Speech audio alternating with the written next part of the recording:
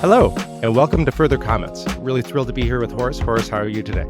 Damien, I'm doing very well. I haven't had my coffee yet, so just be warned, I may say some silly things. That's no different than any other day. All of us will be saying silly things. I think that's true.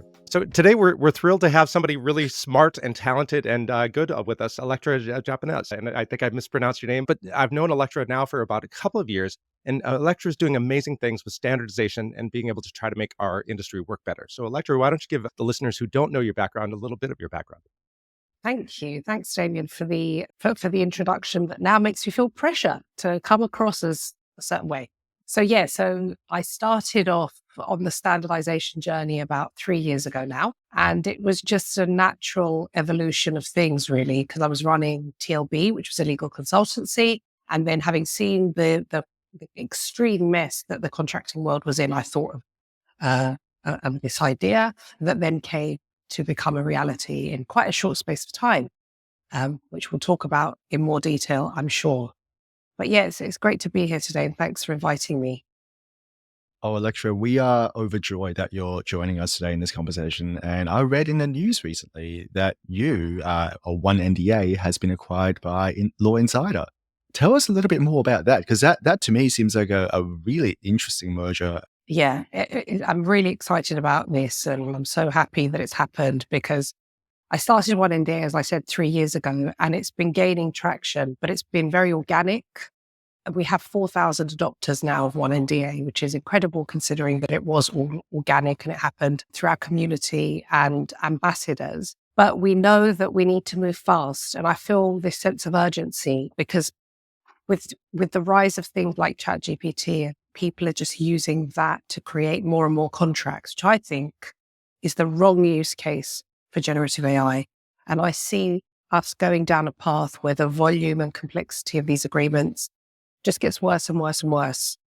And this industry does not need more agreements. We need standards. We need communal consensus on what good looks like, because that's the thing that's going to help us contract more efficiently. And so Law Insider gives us that platform. It gives us the infrastructure that we need to grow and to promote One NDA to a broader audience. Law Insider is the largest clauses and contracts library globally.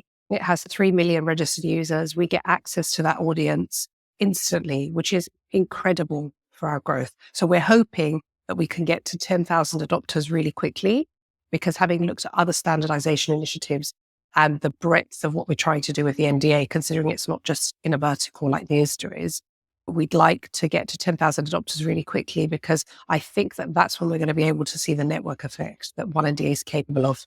So what's interesting to me is the efforts to standardize contracts has been around for a very, very long time. I remember back in law school, we talked about how Lloyd's of London tried to standardize like shipping insurance contracts. And then this sort of been bubbling away in the background. And I used to be a banking lawyer. So ISDA agreements was like the thing that we always drafted. And that was like super standardized to the point it felt like you're just writing a schedule with on-off switches.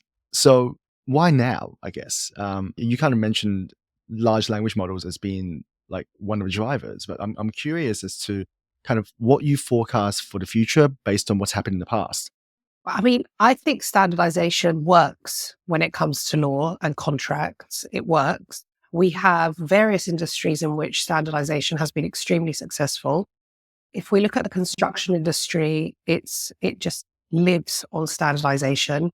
I have a space background, and they have a standard agreement, which is where I got the idea for One NDA. They have a standard agreement. So the whole of the space industry will contract on a standard template, and they'll vary it, but there's a common starting point. You have the ISDA, you have the European Data Protection Board's standard contracts or model clauses. So standardization works, but as we can see, it works on a vertical basis when there's an industry push. Right. But the NDA is not industry specific. It's horizontal. It goes across, right? So there isn't an industry push. It's just a thing that frustrates a lot of lawyers. And this is not just about the NDA. This applies to various types of commercial agreements that happen in volumes. It frustrates people, but it's very difficult to get a push to standardize if it's not industry specific. Because it's hard to get a lawyer from this organization and a SaaS organization and a shipping organization to all agree to standardize these sorts of agreements, which is where one NDA came in and did that. It took a community approach.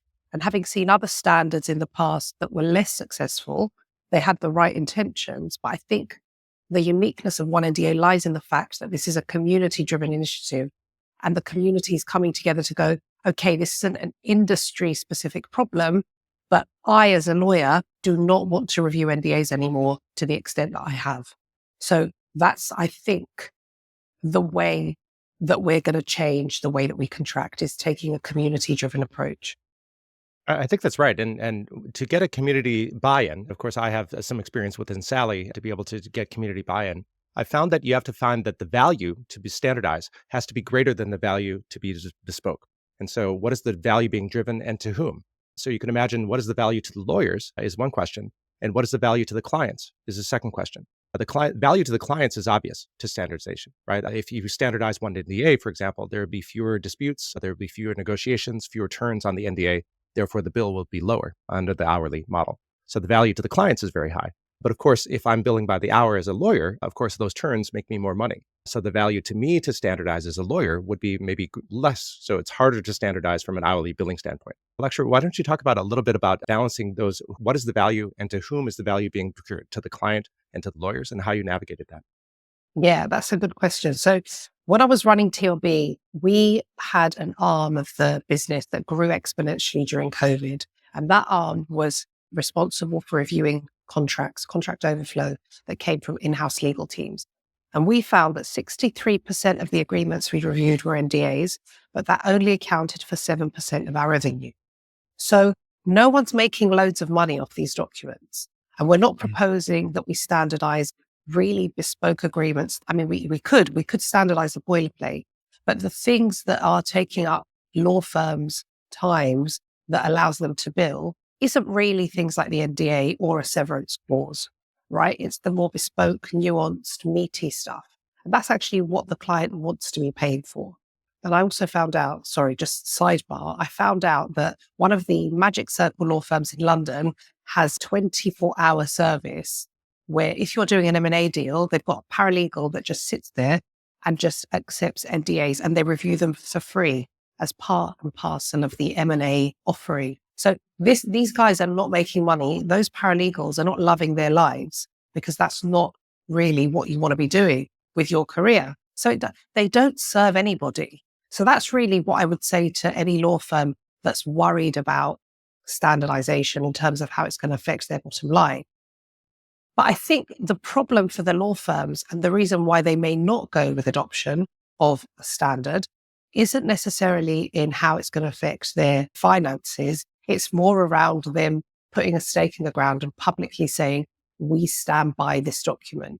Because they may be in a position where they have to negotiate that document on behalf of a client where it's been received from the other side. And they may feel that that document isn't right for their client in that situation. So they don't want to have a pre-set position that this is a good document because that hinders their negotiation or their leverage in a negotiation. And that's really what the law firms expressed to us during one NDA when we were delivering that project. That's the reservation they had, because we did have law firms that were involved in the creation of one NDA. And I think that's really interesting because that's not something that we really talk about. Law firms get a lot of flack for trying to protect the bottom line. Well, they're a business, so they would.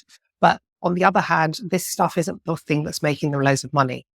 So when it comes to the law firms, I think that's the challenge. When it comes to in-house lawyers, they're the client. They definitely don't want to be paying a law firm to be doing boilerplate stuff. And so for them, the value is clear. Again, there is a barrier to adoption there because someone drafted that NDA or that standard agreement within the organization. There's a change management program that they need to go through in order to get that new standard adopted as their own organizational template. And lawyers are very busy and they're not great at saying, I want this. You know, we're not great at asking for stuff, at building business cases. Historically, that's not what our position has been. And I've got loads to talk about on that. But I think that there's a cultural challenge here, which is much more nuanced than just, this is a good idea. Yeah, we all agree that we shouldn't be negotiating NDAs. but what does it take for me to adopt this as my organizational standard? And is that effort so big and so kind of vague that I don't even know where to start? So that's the barrier that I think we need to overcome there. That's right. I mean, the lawyers are looking to precedent all the time, both precedent what has been done before, as well as precedent what does the statute say, what does the case law say, et cetera. So we're always looking backwards. So looking forward to something new that might make me less money and it might be bad for the client. Of course, that untrodden path is a very scary thing for many lawyers. Of course, we are now in the age of large language models, and you talked about there's danger earlier, and I really liked your point about the fact that large language models do some things well, but standardized contracts are not one of those. So maybe could you talk about how standardization, maybe in conjunction with large language models, might be better than either of them separately? Yeah, definitely. So I think that going into ChatGPT or whatever large language model we're using and saying, please create an NDA for me is the wrong use case, because it's not going to be great. I've done it. It's not going to be great. And who needs loads of different NDAs every single time? Every time you send an NDA to the other side has to compare that NDA to their rules, right? Those rules are usually in their head, or they've got an Excel spreadsheet, which is a playbook that they have to compare it to.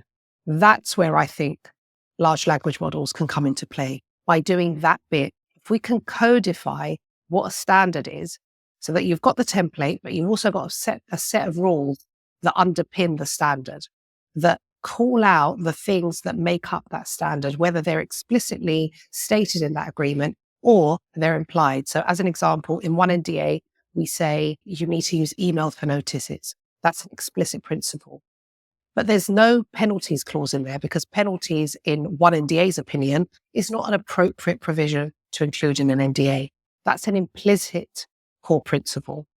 So if we can, as part of creating standards, if we can set out implicit rules and explicit rules, they can then be turned into AI prompts, which will allow an adopter of a standard to very quickly review a third-party agreement against the core principles to see whether they're compliant with the standard. So it's a softer way to standardization, because the ideal way, the utopian way, is I'm going to adopt this template, you're going to adopt this template, we're going to say, do you want to enter into an NDA? We're both going to be on one NDA, and that's job done.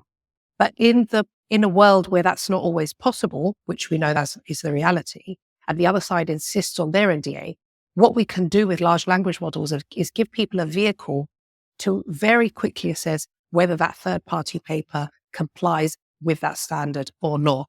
And actually, comparing it against a standard set of rules rather than my own set of rules gives me negotiation leverage as well, because I don't have to say, this doesn't comply with my preferences. I can say, look, this doesn't comply with market standard.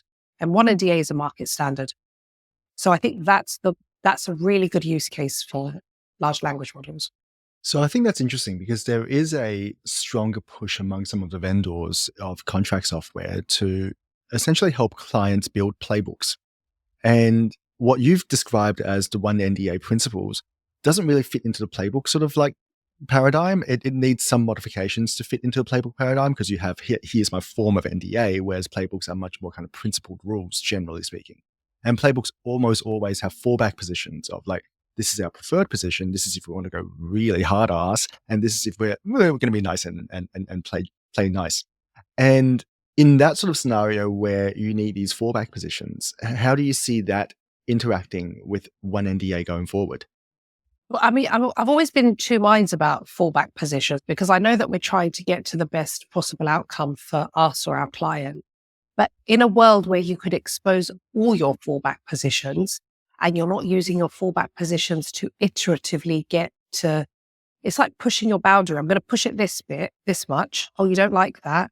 Okay, I'll push back a bit. I'll push back a bit. It's like that. It's a tug of war. Whereas what if we all went into a negotiation in a more transparent way? And if we looked at this from a cost benefits analysis, okay, you may have 3 fallback positions. It could be that in future we boil down to 2 or even 1, knowing that that's going to get us to the signature much quicker. Because if you are willing to accept that least preferred position, how willing are you to accept that? If you were to expose that from the outset, then you would probably get to contract 20% quicker. That's worth considering. What benefit do you actually gain if you're always landing on your second preferred position or your first preferred position versus that more balanced approach, which is probably going to be the one that most people are going to want? So I think that's one way of doing it, being a bit more pragmatic about your fallback positions and whether you actually need them or whether you can just have one. Or in a scenario where you do need your fallback position, then of course you can tweak your playbook to add those. But what the standard comprises of is a set of rules, right? So when we created one NDA, we started off on the rule level first. So we took an NDA that was given to us by the world of commerce and contracting that was created through AI, and we used that to break down the functions that made up that super NDA. And then the lawyers agreed what goes in and what goes out. What we didn't think about during that process was documenting every single function and what that meant from a principal perspective. Whereas in the next creation of the next standard, we're going to do that. We're going to take a super NDA or a super agreement that's created through data that Law Insider gives us, and then we're going to do that. We're going to create that rule book. So let's talk about two things. One is the personal lawyer proclivities, that is any individual lawyer's preferences. And then how you could be able to talk about the different types of standards. That is, there's metadata standards, there's content standards, and then there's format standards, and then there's process standards. Often we talk about standards as a monolith, but really those are those four. So let's talk about that first item, that personal lawyer proclivities. Of course, one lawyer might say the word must be must, where a second lawyer must say, no, it must be shall. So, of course, lawyer one will never accept shall in the standardized contract, nor will lawyer two ever accept must in the lawyer contract. So how do you get past these personal lawyer proclivities? I totally appreciate that exists. I think that we need to go back to what's our purpose as lawyers? Is it to argue over words that may or may not become an issue in the future? I think that it goes back to, particularly in an in-house capacity, your job is to promote business growth or business objectives.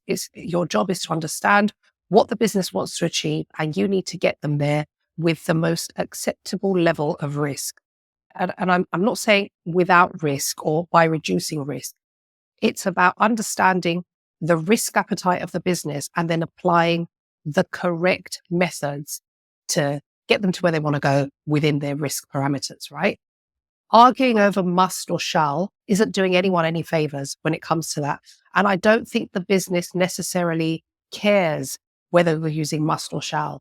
And we need to challenge ourselves. Is this really something that's going to promote what I need to be doing in my role as a lawyer, particularly in an in-house capacity? When it comes to law firms, I understand that they have to take a lower risk approach, risk-based approach there. But again, is your client going to thank you for arguing over that point? I think when it comes to preference as a lawyer, you do need to stop and think about who this is serving. So culture shift, which I mentioned earlier. Agreed. That's the personal proclivities. Let's talk about the standardization and the four types of standardization, one of which is metadata standards. So that's things like SALI and SOLI and NOS legal, et cetera. So these are all things like a merger agreement with a force majeure clause in the banking industry. Each of those is a tag that you can be able to apply to the documents. That's a metadata. And on the litigation side, you could imagine motion to dismiss for breach of contract in the Southern District of New York. These are all metadata tags. So this is not saying the content of those things, but this is just merely saying this is the type of thing that we're working with. So that's metadata standards, number one. Number two is content standards. So this goes to one NDA. This goes to bond terms.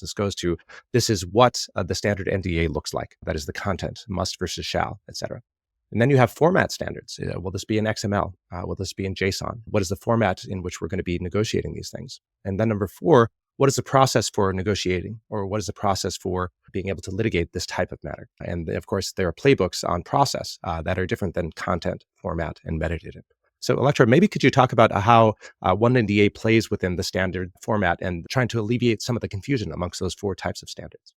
Sure. So I think one NDA and any standard could be a combination of all of those, because one NDA started almost at the metadata level. So we said, what functions does this super NDA contain? And then with our steering committee, we got into groups of 4 and we agreed which of those things need to go in or out. And then when we had all the ones that were going to go, agreed which need to be variables, optionals and boilerplate. And we decided to have no optionals at all. And then in the second iteration, we had an optional between whether it would be litigated on or whether it would go to arbitration. So that's the only optionality that one NDA has. So that's how we did it there. So there's a metadata element there, and then there's a content element as well, which is how the words are expressed to activate those functions that we agreed would be in the agreement. So that's how that works there. In terms of the format, we've played around a lot with this because we had a Word document and then it was locked so that we could protect it, so that people wouldn't change it. And then everyone just kept emailing us every day, can we have the unlocked version, please? Because now we need to automate it. So I would just send them an unlocked version. And then I thought, why am I doing this? And then I just put an unlocked version on the website. And now what we're saying is, if you don't want to have a Word document and you just want to incorporate it by reference, for example, because you're working off an automation tool, or you just want to have a cover page or an engagement letter or something that incorporates the terms by reference, you can now do that. So yeah, we have been playing around with how we're going to promote a format that works for all. And then, of course, we did a lot of work with Simple Docs, who created an automation tool specifically for one NDA. So that's why we approached it from an automation perspective. But I think, as with all things, we kind of need to be iterative so that we can figure out what people need and provide that to them. Otherwise, it will not be as adopted as we'd like. It sounds like you're very much focused on the NDA as a document, as a first beachhead into like broader standardization. What next after an NDA? In terms of what comes next, we actually have a voting system open now where people can vote on what's next.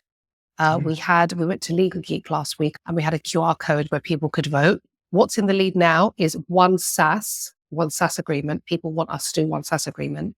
We've already done one DPA because that's another document that absolutely should be standard. I mean, it's driven by law. I don't know why we have loads of different ones. So that is already there. And yeah, so could be one SaaS. People can vote. I can share a link later and we can share it to get more people to vote. Yeah. So why are we trying to standardize an entire agreement rather than parts of an agreement? So boilerplates, for example, that can be adopted in multiple different types of agreements. Why are we not trying to standardize those? Or is that also maybe something on a roadmap? Yeah, and let me build upon that question. So let's, of course, looking to history and looking at non-legal analogies is sometimes helpful. So if you think about interchangeable parts, that is for the mechanics industry. So in the 1700s, you had a bespoke gun maker making a bespoke part for a bespoke gun. But then in the 1800s, they said, okay, let's just go ahead and standardize to make the same gun parts so you can mass produce guns. And then on the Ford Motor Company, of course, Henry Ford said, hey, let's go ahead and standardize so that we could be able to make the assembly line better. And there are some things that can standardize across companies. So, for example, the Phillips head screwdriver and Phillips head screws. Of course, it doesn't make sense for a Ford screw versus a Chevy screw versus a Toyota screw, right? It makes sense to share those things. But then if you go to more complex things like the camshaft or the transmission, of course, Ford's going to say, no, this is our transmission, which is different than Toyota's transmission, et cetera. So using that analogy, are there things in legal that are more like a screw, that are more interchangeable, maybe clauses that are interchangeable, whereas the entire agreement maybe is bespoke to one company or one industry? Absolutely. So the World CC did some research a while ago, and they found that between 80 and 90% of all boilerplate language is semantically identical. So we're all using the same words in different ways to express the same things, which is crazy. Right? It creates so much friction for no value add. And so definitely we could have screws, which will be the boilerplate clauses. But I think to get there is a bit of a change journey that needs to happen within the legal community. And I think that we're not ready to go in with, here's a load of standard clauses, here's a load of Lego blocks that you can use to build your contracts. I think that if you give people a load of Lego blocks, they're going to want a recipe, or they're going to want the instructions as to how to build what they need to build. And so I think that first we need to give people more standards so they can see it in full form. And then from them we can say, oh, did you know that you can take this piece and use it to build something else, which we may not have full instructions for. You can be creative with it if you like. But here are the building blocks that you can use to build what you want to build. And that is my ultimate vision, because I would love to see a world where we're using the same blocks to build different things that have interoperability. Do you know, I've got this in front of me and I'm going to show it. This is a plug, right? And it has 3 different plugs on it. There's 4 different plugs, but that's it universally. That's it. So many devices in the world and they all use this. Imagine if we didn't have this, how annoying our life would be and how much friction would be created. This is what happens with contracts. There is a lack of interoperability. I send you mine. You don't have the right thing to look at it. So you've got to manually have a look and see whether your thing fits in with my thing. And then if it doesn't, then I need to make some changes. It's so expensive and it's so laborious and it doesn't add any value because in the end, you're just going to end up with one of these to make the things fit. I think the whole kind of like moving towards the USB standard has been happening the last 2 decades. I remember when I was a kid, I had these sort of like all these electronic toys, and you can buy these universal adapters. And when I say universal adapters, it's not actually universal. It's a charger with like 20 different heads that you can swap in and out to plug into different toys or different electronics. And that was the standardization back in the day, right? By giving you all those different things you can pick and choose from. So to use your Lego block analogy, maybe we aren't ready for that just yet. Maybe giving people the entire toy kit is just a little bit too much right now. And so going down the path of, okay, standardizing the NDA, then the DPA, then the SaaS agreement, then whatever comes next, may be a really good approach. We kind of talked at the start about how standardization has been verticalized, at least in the commercial contracting space, right? Like construction industry will verticalize it, banking industry verticalizes. And you're trying to do this kind of horizontal cut across the market. I still think there's going to be a greater or maybe even easier adoption in verticals by going, well, we all do the same things. We all know each other. So let's just adopt a standard between us. Is that something you want to head towards? Is that something on the cards? Definitely. And I was actually having a conversation the other day with a lawyer who's in the aviation space. And she was saying, I think there's underrepresentation in our space when it comes to one NDA. So I've now put her in touch with an industry body within that industry, and they're going to have a conversation about how they can promote it. That also happened in the gambling industry because I got approached by a doctor who said, can you come and talk at our industry event to explain what one NDA is? And this is what I'm really looking forward to as well, because we can focus. And what's more, we can build additional Lego blocks that fit that industry. Because we've been approached a lot by insurance to say one NDA doesn't always work for them because they need to have a slightly different definition of affiliates and permitted recipients. So cool, let's build an insurance Lego block and let them put that there. And that's actually what I was trying to achieve when we did one NDA plus M&A. We were trying to build an NDA that was appropriate for an M&A scenario. It didn't have as much adoption as one NDA did by any means. And that's because of how that whole industry works. But for me, that was more of an experiment to see how we can build a Lego block to fit in to an existing standard. And it was more complicated than I thought. But I think that we can definitely do it, but we just need tools to be able to operationalize it more easily. Otherwise, we're back to a redlining scenario, which I'd like to avoid. So yeah, industry verticals is the one. And to build upon that, industry verticals, maybe banking industry needs to have a different language than say the SaaS industry or something like that. I wonder if metadata standards can lead to standardization within those verticals and to determine what's market. So one can imagine if you tag up all the merger agreements, and then you tag up all the industries, say banking or aviation, and then you tag up all the jurisdictions, so the EU or the United States or Latin America. And then you tag up all the force majeure clauses within those merger agreements, in those industries, in those jurisdictions. Then you'd be able to take the language of all those force majeure clauses and be able to then put them maybe into a large language model or some other analytical piece to truly define what's market for aviation, Exactly. force majeure clauses in that industry for this jurisdiction. Is metadata essentially a path to standardization to go from what's market from gut instinct to real data to be able to say what is truly market? Absolutely. And this is really the uniqueness of Law Insider because it gives us access to that data. At the moment, there are 5 million contracts on the Law Insider platform, which we want to leverage and use AI to look at how, because standardization is already happening, but we want to pull data out to show that it's happening and then to expose what it is that is market standard. So I looked the other day on Law Insider in preparation for my talk at Legal Geek, And I found that the identical language for a governing law clause was used across 19,000 agreements. Why? Why are we reviewing the governing law clause? Let's just have that, because 19,000 agreements on this platform say that it's good enough for that type of agreement. So we may as well just use it, because reviewing a contract is the perfect combination of stressful and boring, right? Because you've seen it all before and you know what it should say, but you can't be 100% sure that it says that thing. So now you've got to be extra vigilant while your eyes are glazing over because you've seen it all before. So it's not a pleasant experience to review a contract. But the bottom line is standardization is happening. And that's the reason that creates this stress within you when you're reviewing the contract, because it's semi-standard. It doesn't have that seal to say this is a standard. It doesn't give you that trust and that authority. You don't have the trust. And so you can't just flick through it. And that's really where I'd like to get to. I'm going to add something to that because this is one of my pet topics. Lawyers or transactional lawyers arguing for what's market takes up probably 50% of negotiating time. And everyone tries to pull out evidence of like, well, this is market because I've seen it in the last 2 deals.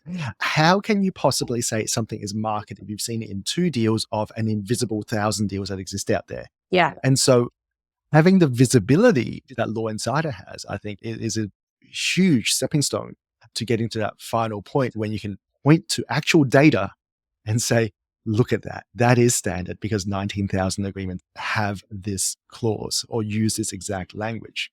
And that works well for the private challenges. data sets. But I wonder what if we don't have, that's good for Law Insider, and the SEC is a public data set where you can do that what's market. The tricky part with transactional work, though, is how do you get those private data sets and be able to show this is truly market if it's private? Exactly. So I'm going to add a little thought to that just to round it out, and then I'll give to Electra. Law firms don't share. They don't share. They can't share because the data belongs to the clients. And so a law firm, especially the AmLaw 100 style law firm, who's done every one of these deals in the last 6 years, has a lot more knowledge and authority to say, well, what is market based on everything we've seen? And that's hard for everyone else to catch up to. So I don't have a solution. I just know what the problem is. Electra, I'll throw to you. Do you have a solution or do you have any kind of ideas to solve this? I mean, I'm hoping that at some point we'll all start to see the value of this and then we'll want to share more of that insight. But that's not the case now. We can only go by what we've got. Just because we don't have the perfect body of data shouldn't stop us from going ahead with taking this approach. Because even if it is looking at just public contracts, that's a really good start. And there is a lot of data there that will give us a really good steer as to what's market and what's not. And I think if there is another humongous body of data here, which is all private and we don't have insight into that, then maybe if they start to see the benefits that this can have, and if we can find a way in the future to expose that metadata, then that would be great. But for now, I think we just need to go with what we've got. I wonder if maybe a potential solution is, yes, take the SEC data that is public. That's one corpus. I wonder if a solution is to be able to take the client's data and then anonymize it and aggregate it. That is, take away all identifiable information of the client, take away maybe dollars. That is, that is more confidential. Take away things that would be obvious. So, for example, if only 2 companies in the world could do a $10 billion deal, right? Maybe take those dollars out and be able to make that de-identified. I wonder if de-identified contracts in a corpus of publicly available corpus to combine with the SEC corpus, is that a path forward? That would be amazing. I just don't see loads of lawyers willingly offering that up. But I think that if that becomes possible in the future without creating risk for those that are sharing it, I think that would be ideal. Maybe not contributed by the lawyers, but contributed by the clients? By the clients themselves. Yeah, I just think lawyers who work in those organizations are going to be reluctant to do that, even if it's redacted. But when we did one NDA, people were very happy to share their templates. So perhaps sharing templates is a better way of doing it. So we're not, because Law Insider looks at executed contracts. So they're not looking at what the starting point is. They're looking at what actually got agreed and signed upon, which is much more market than a template. But perhaps a combination of that plus people's templates might be a way forward. Yeah, I think you're going to have a people problem because you have an inherent resistance for lawyers to share their intellectual property. And that's something which is going to be hard to overcome. And for clients to share it, you have to build in some sort of incentive that makes them go, yeah, sure, I'm going to share this because I'm going to get some value back. And that at the moment is, I think, unclear. But I think, Damien, you were about to take us to a different path, which we were talking about before this call, which is we've spent the whole call talking about standardization in transactional, in contracts. What about standardization for litigation documents? Why can't we do that? Or why is it difficult? Or why can we do it? That's right. And I'll add to that question. So, as a litigator, of course, I know many litigators, many of whom are frustrated novelists turned lawyers. Inside every litigator is a frustrated novelist that believes that what they're creating is a work of art. That is, this brief is a work of art. This particular argument before the jury is a work of art. So, the idea of standardizing this work of art is as difficult as saying, why don't we standardize novels? Or why don't we standardize short stories, right? This is anathema to litigation. So a question for Electra is of course, one NDA. Everyone hates NDAs and it's not really providing value. So let's go ahead and standardize that. But I guess the question is, can we standardize litigation? And are there aspects that are not just metadata standards, motion to dismiss, breach of contract, Southern District of New York, but also content standards? Any thoughts on standardizing litigation? I mean, you're absolutely right. There is a massive pride of authorship which comes with even contracts or litigation or anything that lawyers create. There is a pride of authorship there. And that's because we have complete flexibility to create artisanal works of art every time we go about creating anything that's legal. But the point is that a lot of this stuff that we do is functional. So a severance clause has a function.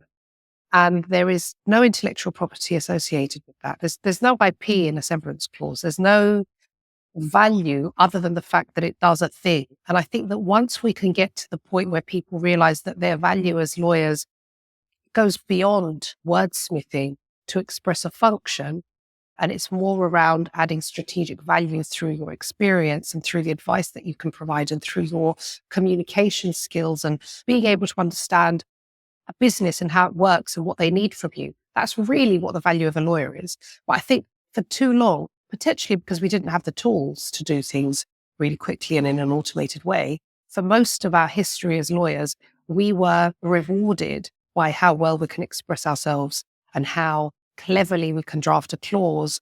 And so I think once we fully understand what our value is as lawyers, we're going to get away from this, because accountants, maybe they were really good at maths once, back in the day, but now they can just use Xero or Excel or another tool. It doesn't make them less of an accountant. These tools, standardization, AI, tech generally, isn't going to make us less of a lawyer. It's just going to let us do things that we haven't got time to do now. I will share a story about this changing economic model, this changing value model. And I don't know if this is true. I got told this when I was a junior associate. A partner told me that in the 60s, when he was practicing, he used to have all these contracts that are typed up on typewriters. And he has 3 secretaries, and one of whom was like dedicated to editing the typewriter stuff. And they used to get paid by the word because the changes to the documents require time, and therefore every single word that you add or subtract or move is an extra line item on the bill. And I think with computers coming along, that model goes completely out the door because you can no longer do that. You can't justify that anymore. So it's really interesting. I think as the circumstances around us change, the economic model has to change. And I think one big driver right now is the movement towards more generative AI in our workflow, for better or for worse. And Electra, you're saying, let's push back against what the worst sort of outcome could be by standardizing and adopting these sorts of community agreed values and community agreed content. So I think it's really interesting. And I think like we're going to have challenges because there's always going to be that percentage of contracts and content that cannot be standardized. So I guess a final thought from me and final question from me, and Damien, I'll see if you have any final questions as well, is what should people be doing in order to make sure that there's better adoption of these standards? And I would build upon that saying, yes, what should we be doing going forward? And maybe do that in the context of where we've been. That is, one DA has taken a nice journey to be able to get us along the path, and now we need to go forward. So maybe talk about, where we're going in the context of where we've been. I think moving towards a world where routine contracts are all standardized and we have a really good bank of standard provisions that we can use to build contracts rather than draft them from scratch is an ideal scenario. But I think to get there, we need to first be able to influence people within our businesses to accept your new standard as your own organizational template. And I don't think that what I'm advocating in terms of standards is that controversial. There are, of course, critics that say that all contracts need to be bespoke and there are risks associated with accepting a standard contract. But at the end of the day, standardization is sensible, particularly in a business scenario. And so I think that the number one skill that we can start to build on is influencing around us and driving change and being really good at articulating the business reasons as to why standardization should be promoted. And I'm hoping to be able to share more about that as I continue within Law Insider. I've got some really great ideas, I think, about how to share that. It's very exciting. It's very exciting. And I love this movement. Thanks so much, Electra, for really pushing us forward on standards and really pushing the dialogue to be able to say, let's make the industry work better and work more in conjunction with our clients and a way to be able to fight about the things that matter and let go of the things that don't matter. So, Electra, thank you so much for joining us and really sharing your insights. Thank you, Thank you so much for having me. Thank you. Great. And we're looking forward to having all of our listeners back to the next one. Horace, can we give a teaser as to what we're going to be talking about next? I have no idea, but I spent last night having drinks with Conan Hines, our last guest, to talking about the differences between agentic AI versus having real agency. So maybe something like that. I don't know. I'm gonna go into my cave and think about it. I think that is a perfect one. Yes, I've been thinking a lot about agentic AI in the large language model sense. That is, just say this is my goal and let the bots figure out what the tasks are to achieve that goal. Of course, all sorts of bad things can happen with that scenario. And then there's maybe a quasi-agentic where you could be able to say, I as a lawyer know goals 1, 2, and 3, and then essentially let the large language models achieve goals 1, 2, and 3. And this is kind of a quasi-agentic. So I think that might be a good topic for us to talk about next time. Leave it with me. I'm going to go into my cave with a cup of coffee. Plato and Horace together. Thanks, Electra. Thanks, Horace. Thank you again, Thank Electra. you.